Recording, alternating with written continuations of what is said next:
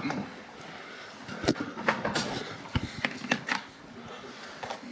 guys, usual embargo please, 10:30 this evening. And show of hands for the mics. If you give your name and organisation for your question.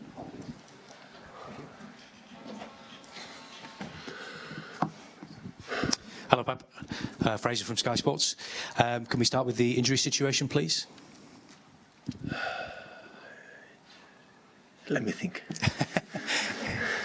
Is there a lot? No. Laporte. Kevin training last 2 days, but I don't know we'll be able to play tomorrow. Tomorrow have another training session in the morning. The rest, I think it's okay. Sergio is okay. Yeah. And how long do you think it might be before maybe Leroy Sane is back in the squad? It's getting better every week by week. That would be exciting to have him back as a player for the squad soon. If I'm excited. Yes, yeah, to have him back. Yeah. Obviously, disappointing results at the weekend. You talked about a lack of aggression at times in the players. Is that a concern for you? Were you worried by that? No aggression, no. We are a team with aggression. It's just in the final third we were not too much present, especially in the first half. But sometimes you have to think that the opponents are well organized and are top teams, and sometimes it happens. Do you get the feeling that is something that the players are conscious of, that they've expressed that in training in the last couple of days? 4 years together, the players knows everything. I don't have to tell them anything. They know everything.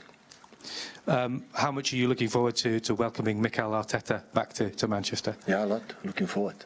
Did you always think that he would be the right sort of person to become a manager at the top level?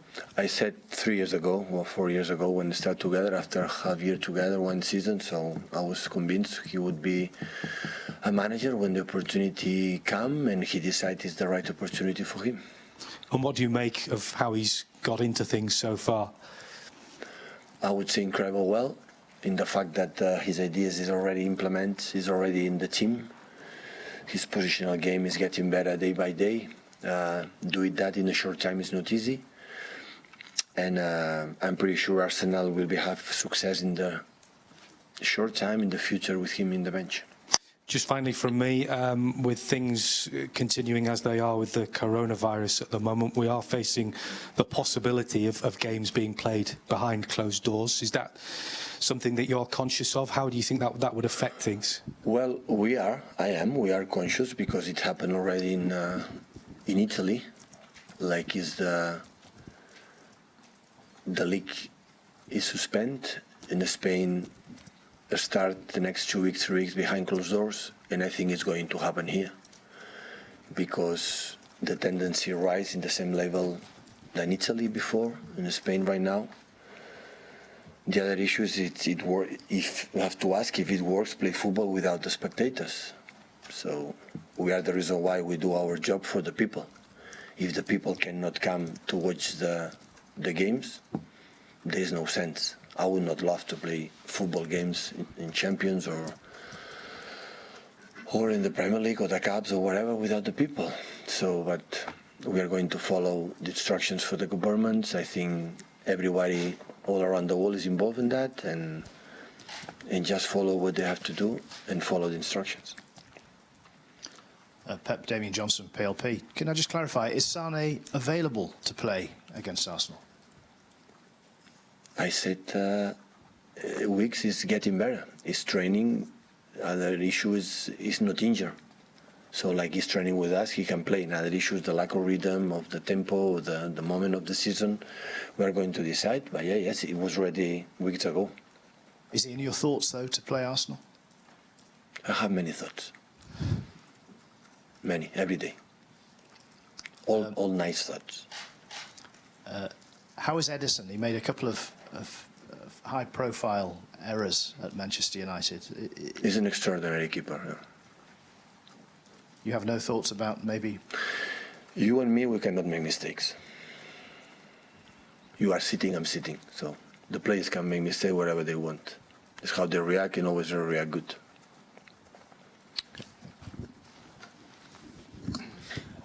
Pep, on the coronavirus then, so you would prefer not to play rather than play behind closed doors? I would prefer without people. I would prefer no play. Yeah, definitely.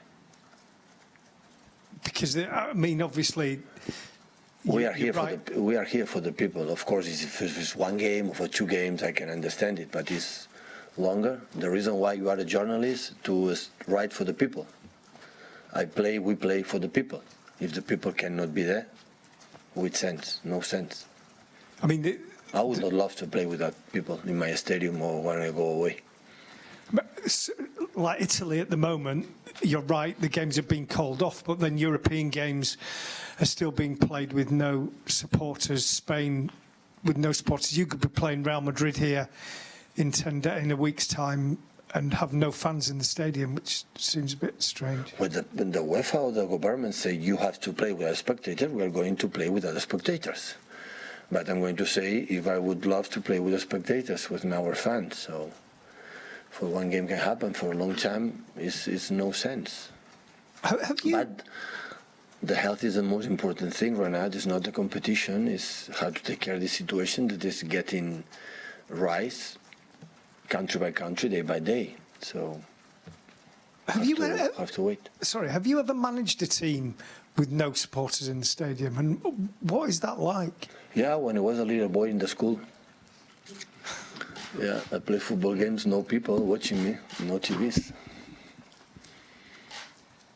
No, I don't remember. Or maybe, I don't know. Maybe once, I don't remember. For coronavirus, never. Pep, I'm sure you haven't spoken to him in the build-up to this game, but how much contact have you had with Mikel Arteta since he left?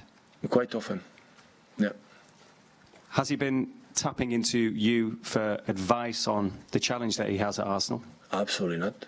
He's adult and more than prepared and get some advice of me. He doesn't need it. So it's just friendly chats that you have? No, I talk how is everything, family, and of course the first days, and how he's settling the team, the normal things. So we talk about friends, ex-colleagues, so we work together, that's all.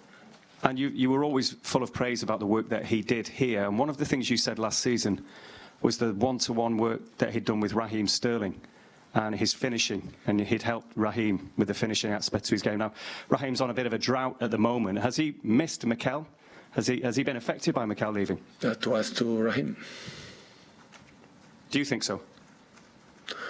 Raheem scored goals, he's going to score goals. So the talent is there. So, and of course, Mikel helped us, all of us, as much as possible. Not just Raheem, all the players. So my assistant coach I had in Barcelona, in Munich, with Tito, with Dome, with all the people I was, they are free to do what they believe to help the team. So a team is a team, it's his work, and we try to do our best for the benefit for the club we defend, for the people we work with, to do best performance as possible on the pitch.